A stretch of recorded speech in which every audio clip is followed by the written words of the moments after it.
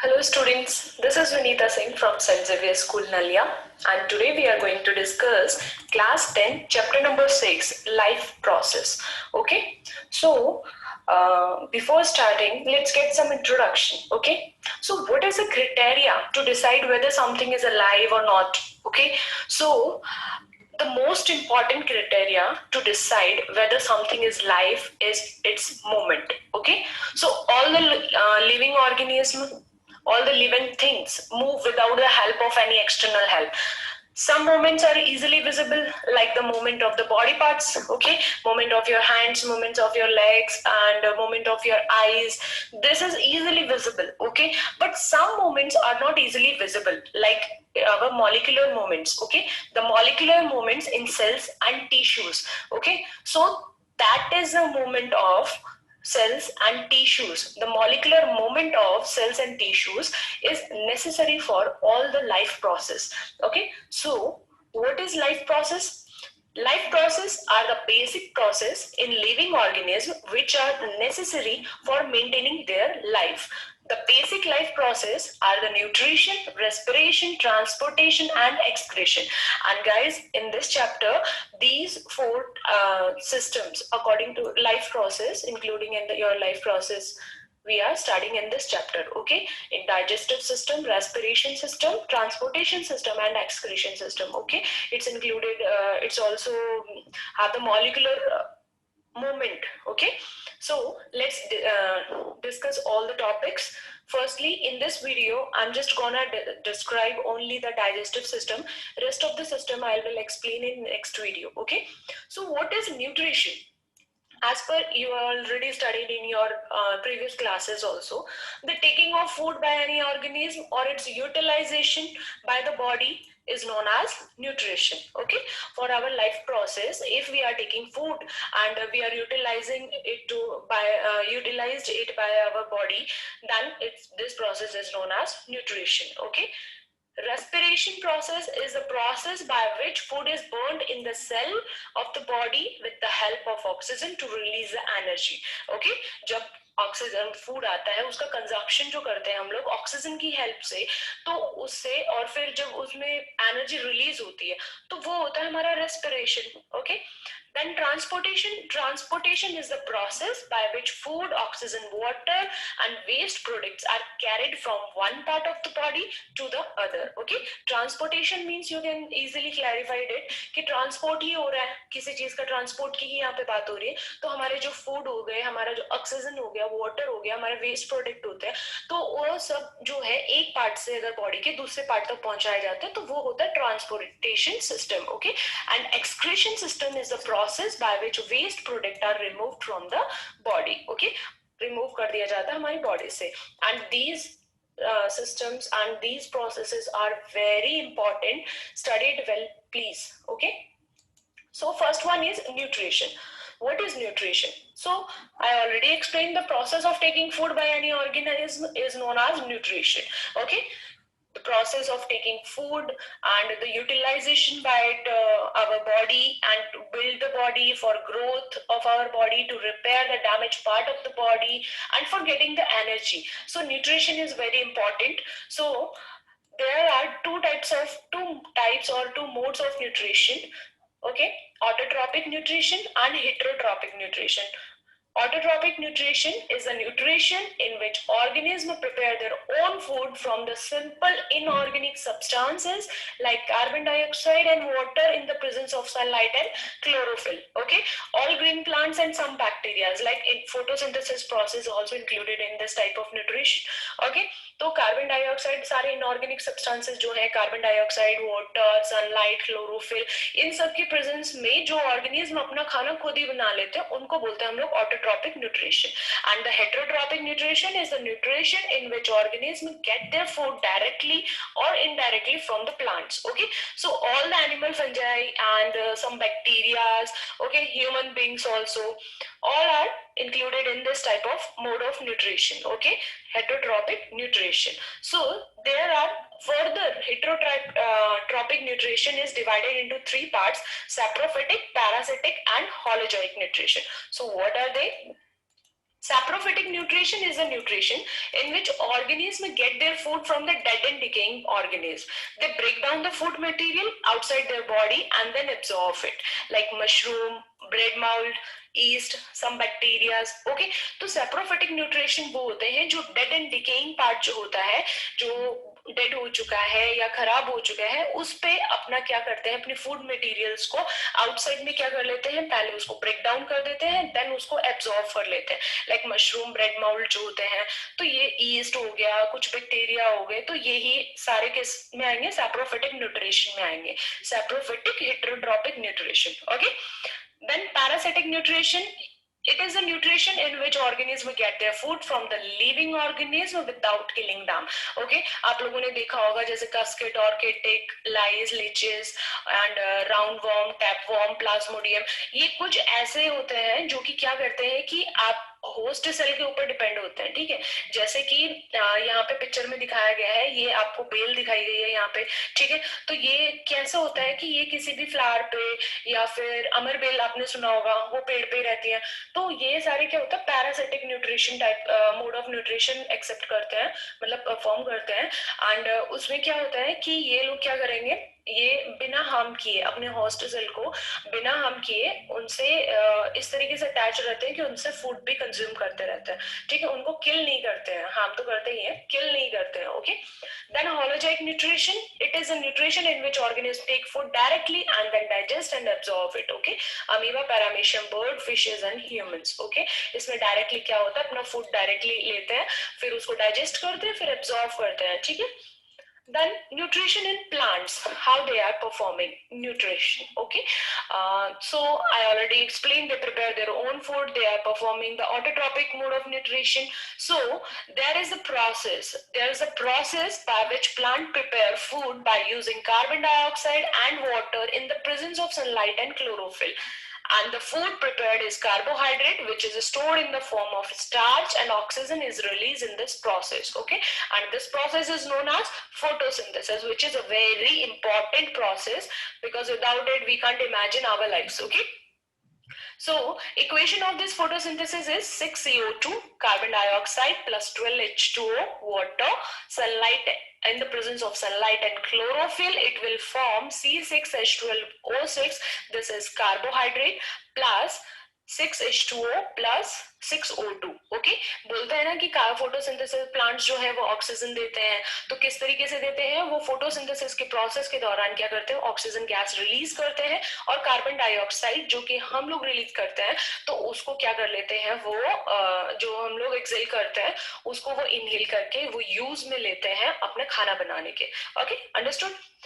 Next, process of photosynthesis कैसे होता है, इसके मेन स्टेप्स क्या है. ठीक है, सो photosynthesis take place in three main steps, and they are absorption of light energy by chlorophyll, conversion of the light energy into the chemical energy, and splitting up of water molecule into hydrogen and oxygen, reduction of carbon dioxide by hydrogen to form carbohydrate. Okay, firstly क्या होता है, chlorophyll क्या है, वो absorption का काम करती है.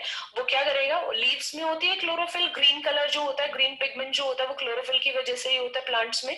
तो ये chlorophyll क्या करेगा, एब्जॉर्ब करेगा लाइट एनर्जी को, फिर लाइट एनर्जी को किस में कन्वर्ट कर दिया जाता है, केमिकल एनर्जी में कन्वर्ट कर दिया जाता है, और वाटर मॉलिक्यूल को हाइड्रोजन एंड ऑक्सीजन में स्प्लिट अप कर दिया जाता है.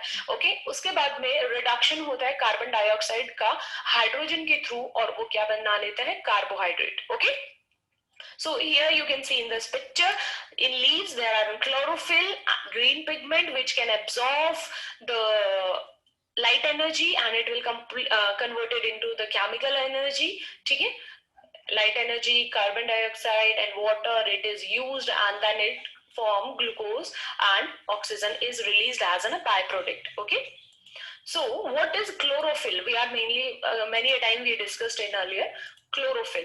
So the green pigment present in the leaves are known as chlorophyll. Okay, if you observe the cross section here, you can see, if you observe this section, you can see these type of reaction structure. Okay, chloroplast which contain the chlorophyll. Okay, and the green dots like a structure is known as chloroplast, and in this structure we have a chlorophyll.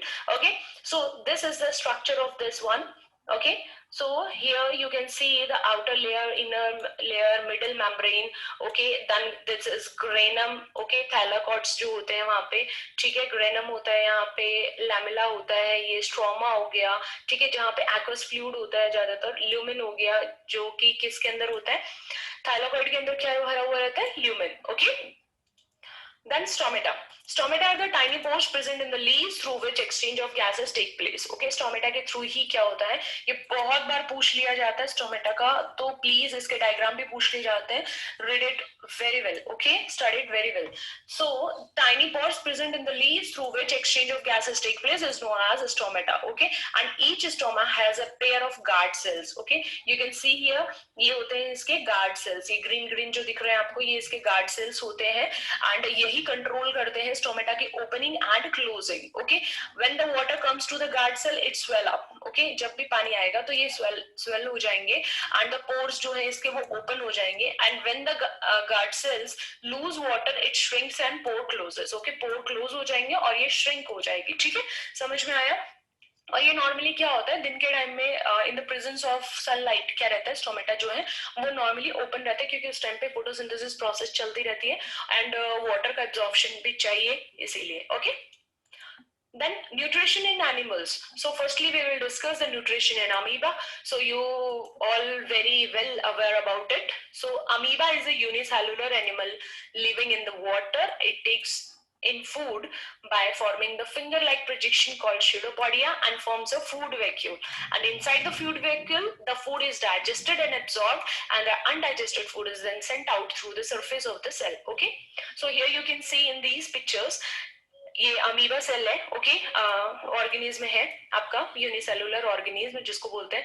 जैसे इसको food particle दिखता है तो ये क्या करता है, अपने फिंगर लाइक प्रोजेक्शंस को क्या करता है, आगे की तरफ अराइज करता है और फूड को क्या कर लेता है, ग्रैब कर लेता है. ठीक है, जैसे फूड को ग्रैब करेगा ये सेल के अंदर चला जाएगा. इसके बाद में यहाँ पे ये बहुत सारा इसके अंदर डाइजेस्टिव जूस होता है. ठीक है, ये फूड को अंदर लेने की प्रोसेस जो होती है उसको बोलते हैं इजेशन. ओके, ठीक है, इंजेक्शन. देन फिर इसके बाद क्या करेंगे हम लोग, इसमें डाइजेशन एंड असिमिलेशन होता है. डाइजेशन और असिमिलेशन मींस क्या होता है कि डाइजेस्टिव जूस इसके ऊपर एक्ट करेंगे, इसको स्मॉल पार्टिकल्स में ब्रेक डाउन करेंगे, एंड असिमिलेशन मींस वो एब्जॉर्व करेंगे. ठीक है, ठीक है, एब्जॉर्व कर लेंगे डाइजेस्ट करने के बाद में. उसके बाद में जो वेस्ट बच जाता है उसको क्या करेंगे, अपने फिंगर लाइक प्रोजेक्शंस के थ्रू ही, स्यूडोपोडियाज के थ्रू ही अपनी बॉडी से बाहर इजेक्ट कर देते हैं. ठीक है, इसी तरीके से होता है nutrition in amoeba. Next one is nutrition in human beings. Okay, so you all very well know that nutrition in human being takes place by its digestive system, and digestive system which contains some one alimentary canal and the glands which produce enzymes and break down the food into the smaller molecules. Okay, तो alimentary canals होती है, glands होते हैं, salivary glands हो गए. ठीक है, तो इस तरीके के glands होते हैं जो इनसे enzyme produce होता है, जिसकी हेल्प से क्या होता है, फूड पार्टिकल्स जो है स्मॉलर पार्टिकल्स में क्या हो जाता है, ब्रेक डाउन हो जाता है. ठीक है, so the main organ of the digestive system are mouth, esophagus, stomach, sorry, not stomata, stomach, small intestine, large intestine and anus. Okay, so the main glands. Okay, कौन कौन सी glands काम करती है, organ पता हो गया. अब glands कौन कौन सी होती है, salivary gland, gastric gland, liver, pancreas and intestinal glands. Okay, जो क्या करती है, digestive enzymes को secrete करती है और food को break down करने में help करती है. Okay, so here you can see in this picture, it's very important, many a time it's asked. काफी बार क्या होता है कि इसको आपको एक डायग्राम दे दिया जाएगा और मतलब पॉइंट्स में दे दिया जाएगा 1 2 3 4 5 ऐसे करके, बड़े क्वेश्चंस में आता है ये, तो उसमें बोल दिया जाएगा कि आप इंडिकेट कीजिए लीवर कहाँ है. ठीक है, गॉल ब्लैडर कहाँ है, या फिर लिख दिया जाएगा कि आप डाइजेस्टिव सिस्टम बनाओ और उसके अंदर ये पार्ट शो करो. ठीक है, ऐसे करके ये बहुत बार पूछा गया है, लास्ट ईयर भी प्री बोर्ड्स में पूछा गया था.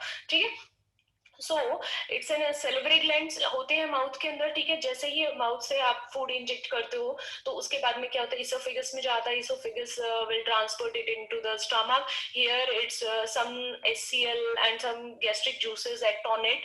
Okay, so then afterwards partially digested food is transported to the small intestine. Mostly the digestion will be done in the small intestine only. Okay, after digestion the absorption absorb some materials also from here to the cells. Okay, then उसके बाद में क्या होता है, it's transported to the large intestine. अगर आपके food में waste जो आपने दिया है उसमें कुछ वाटर बचे या सॉल्ट्स बच गए हैं तो उसको लार्ज इंटेस्टाइन एब्जॉर्ब कर लेती है एंड आफ्टरवर्ड्स जो भी बचता है मतलब वेस्ट प्रोडक्ट जो बचता है वो रेक्टम में स्टोर हो जाता है, टेम्परेरीली स्टोर होता है एंड उसके बाद में एनस के थ्रू बॉडी से बाहर निकाल दिया जाता है. Okay, so let's discuss it in briefly.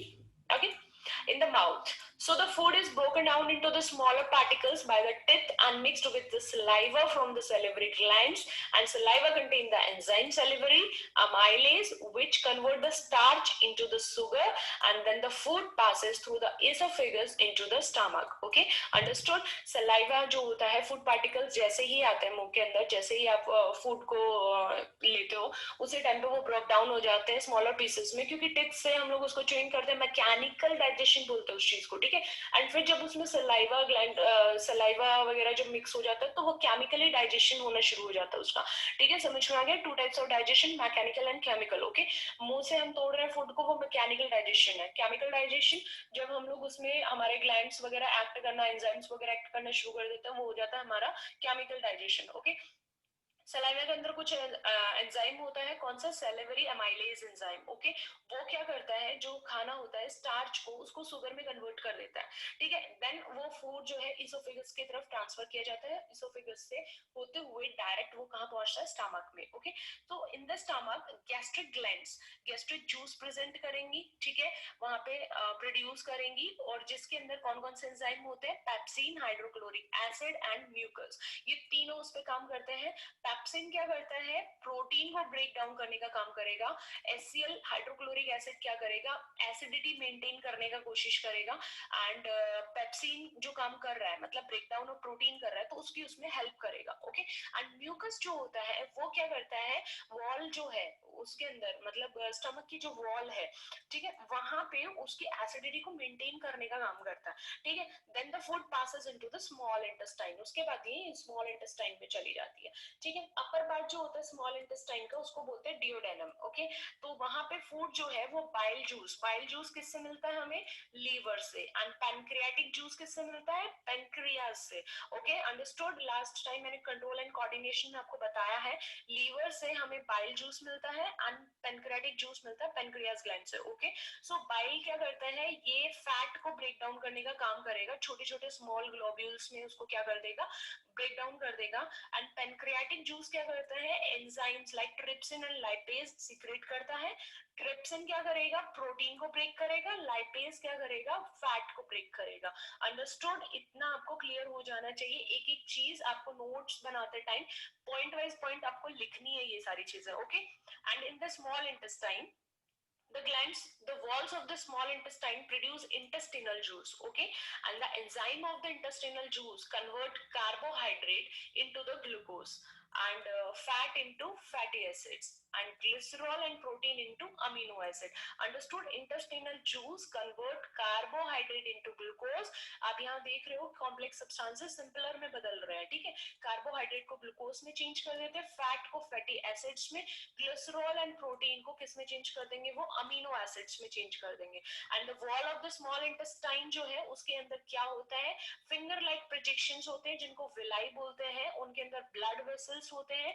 ये क्या करते हैं? ये फिंगर लाइक प्रोजेक्शंस ये सरफेस एरिया को इंक्रीज करने का काम करती है जिस टाइम पे डाइजेस्टेड फूड को एब्जॉर्ब करना होता है. ठीक है, तो यहाँ से डाइजेस्टिव फूड जो है वो एब्जॉर्ब हो जाता है ब्लड में एंड उसको ट्रांसपोर्ट कर दिया जाता है कहाँ पे?